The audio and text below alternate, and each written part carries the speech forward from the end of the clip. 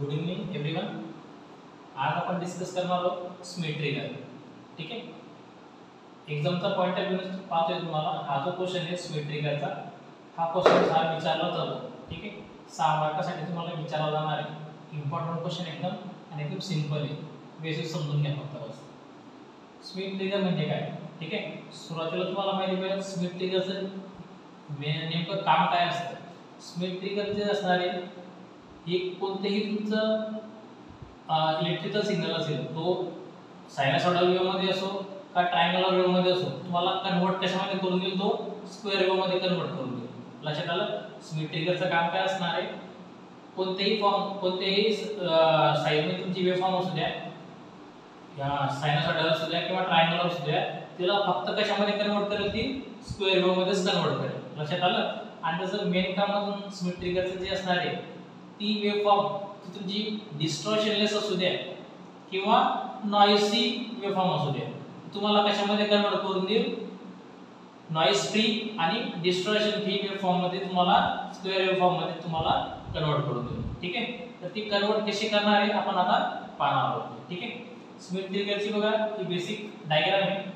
ही जी असेल तुमचा inverting op एम्पचा inverting amplifier वगैरे असणार आहे तुमचा।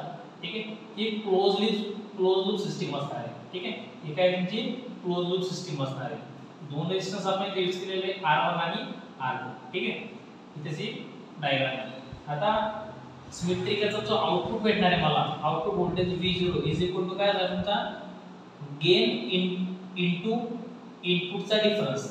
हा A काय असणार तुमचा, हा गेन असणार आहे, आणि VID हा काय तुमचा इनपुटचा डिफरन्स असणार आहे, इनपुट व्होल्टेज डिफरन्स। लक्षात आलं?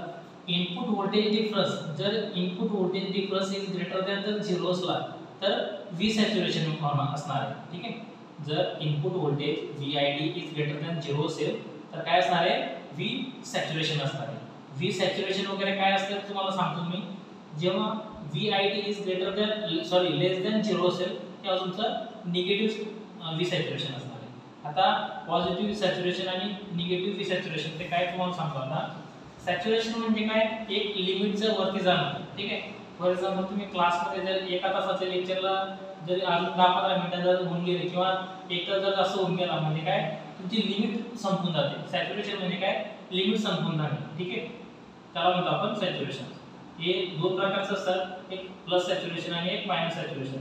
प्लस सॅच्युरेशन जेव्हा VID इनपुट व्होल्टेजचा जो डिफरन्स आहे हा ग्रेटर दॅन 0 असेल, आणि जेव्हा मायनस V सॅच्युरेशन म्हणजे काय, जेव्हा input voltage is less than 0 असेल तेव्हा। ठीक आहे, आता लक्षात द्या इकडे व्यवस्थित, आपलं जे मेन पर्पज आहे स्मिथ ट्रिगर काय करणार आहे, मी तुमची नॉइसी वेव्ह फॉर्म आहे किंवा डिस्टॉर्शन वाली वेव्ह फॉर्म आहे, तिला आपण कशामध्ये कन्वर्ट करणार, ओन्ली स्क्वेअर वेव्ह फॉर्म मध्ये। त्यासाठी आपण माहिती आहे का काय करणार, तर कन्सिडर जर करणार होतो आपण, इथं ही जी नॉइसी वेव्ह फॉर्म आहे जी सायनसॉइडल वेव्ह फॉर्म मध्ये दिसते तुम्हाला, हिला आपण माहिती आहे का दोन व्होल्टेज कन्सिडर करतोय आपण। हे जे असणार तुमचं हे काय अप्पर थ्रेशोल्ड व्होल्टेज असणार आहे। ठीक आहे, हे वरचं काय अप्पर थ्रेशोल्ड व्होल्टेज, आणि हे जे असणार आहे खालचं हे काय तुमचं लोअर थ्रेशोल्ड व्होल्टेज। आपण तर दोन व्होल्टेज आपण इथं कन्सिडर केलेले आहेत। ठीक आहे, आता बघा तुम्ही जर डायग्राम मध्ये जर पाहिले असेल तर डायग्राम मध्ये बघा हे तुमचे इथं डिस्टॉर्शन क्रिएट दिसतंय, डिस्टॉर्शन क्रिएट होत आहे, इथं दिसतंय का? आता बघा इथं कितीही डिस्टॉर्शन होऊ द्या, आपण इथं काय कन्सिडर करतो माहिती आहे का, ह्या पॉइंटला अप्पर थ्रेशोल्ड व्होल्टेज मध्ये फक्त ह्या पॉइंटला मध्ये कुठेही डिस्टॉर्शन झालं आपण त्याला फक्त एकदाच कन्सिडर करणार आहोत, आणि लोअर थ्रेशोल्ड व्होल्टेजला एकदा कन्सिडर करणार आहोत। ठीक आहे, आता बघा इथून डिस्टॉर्शन होते। ठीक आहे, इथं बघा दिसतंय का किती डिस्टॉर्शन होते, हा पॉइंट। आता इथे किती डिस्टॉर्शन झालं हे बघा, इथे डिस्टॉर्शन वगैरे होते, हे डिस्टॉर्शन वगैरे इथपर्यंत बघा, इथपर्यंत आला, इथे डिस्टॉर्शन झालं, हे काय सिग्नल काही करणार आहे का, कॉन्स्टंट व्होल्टेज ठेवणार आहे। ठीक आहे, आता हा जोपर्यंत त्याचं लिमिट क्रॉस करत नाही तोपर्यंत काय आहे व्होल्टेज कसं आहे कॉन्स्टंट आहे, एकदा लिमिट क्रॉस केलं की हा परत काय झालं ते खाली चाललं आहे। लक्षात आलं? आता कितीही इथं नॉइस वगैरे होते, डिस्टॉर्शन वगैरे होते, काही चेंजेस होणार आहे का इथं नाही, म्हणजे तुम्हाला जो आउटपुट भेटणार आहे हा कसा असणार आहे, नॉइस फ्री। ठीक आहे, आणि डिस्टॉर्शन फ्री तुम्हाला, आणि तो कशामध्ये भेटेल, फक्त ओनली फॉर द स्क्वेअर वेव्हच्या फॉर्म मध्ये तुम्हाला भेटणार आहे। समजलं?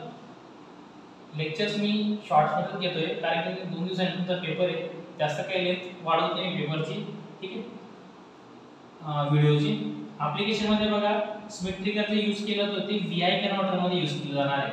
VI कन्व्हर्टरमध्ये काय करतो आपण कोणत्याही प्रकारची वेव्हफॉर्म असू द्या त्याला आपण स्क्वेअर वेव्हमध्ये कन्व्हर्ट करून टाकतो आणि नंतर इन्स्ट्रुमेंटेशन एम्प्लिफायर सुद्धा याचा यूज केला जातो. ठीक आहे.